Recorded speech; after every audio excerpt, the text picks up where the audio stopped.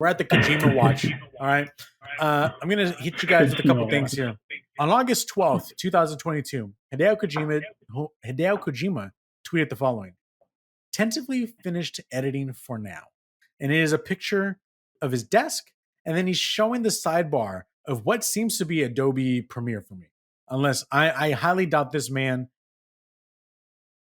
It looks like Adobe Premiere. I'm surprised he's using that. I would think of him more of like of an Apple guy using I forgot what Apple's streaming services in video editing services. But anyways, Final it shows Cut. it. Final Cut. Thank you. He is editing something. Okay, he's obviously editing a video. What's the video? Hold on. Now Kojima-san then tweeted on the same day an 8th anniversary tweet for PT, which is the playable teaser. Remember, this came out 8 years ago, saying that the teaser was announced and distributed at Gamescom. This is what he wrote, okay? Same day that he tweeted he was editing something.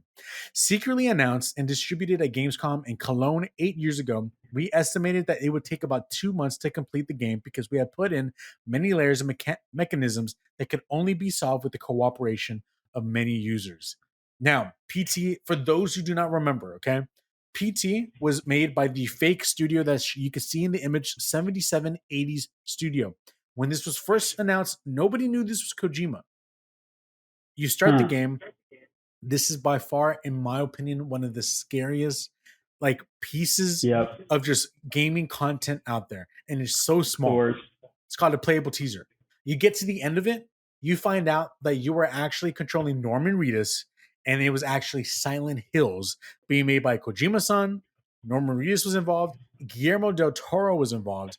And I know a humongous horror Japanese manga artist was also involved. It was like the holy trinity of just all these things coming together. And then it got scrapped because of a fallout that happened with Konami and all that dumb thing. Okay. Now, we continue on. Gamescom 2022 will be happening live on August 23rd in Cologne, Germany. The same place 8 years ago where PT was first announced and distributed. Okay. Our boy Jeff Keighley gives out the deets. He says it's a 2-hour live show. Thousands of fans in the audience. Yeah, I wish I was there. And 30 plus games on stage.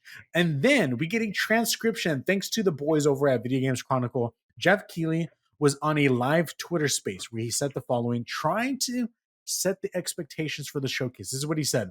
More than 20 games will be on stage. It's going to be a big spectacle. We have some very cool guests that are coming to Germany to join us on stage, as well as to reveal their games and showcase new content. We have a mix of games that have already been announced and a fair number of new games announced as well. He added, we got some good stuff. We haven't really announced the lineup of companies that will be there, but I think we've got some cool surprises and things that I think people wouldn't expect to be there. There are a lot of games. We're going to have 2 hours of content to show you, including gameplay clips, trailers, and announcements. I want to make sure this is clear.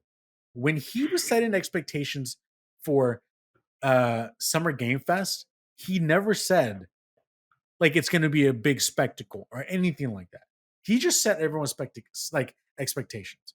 This, he says, is a spectacle. Okay, when our boy Jeff Keighley says it's a spectacle, I can only help but believe what he's saying. So all I'm saying is that I think Kojima is editing a trailer for Gamescom that will then be showcased and shown off. What is it? Is it the Xbox game he's working on? I highly doubt it. Is it Death Stranding 2? Possibly. Or is it the third game, the supposed rumored that he is working on Silent Hills again via Sony, via Konami, Sony being the middleman between them three? Like, is that what he's working on?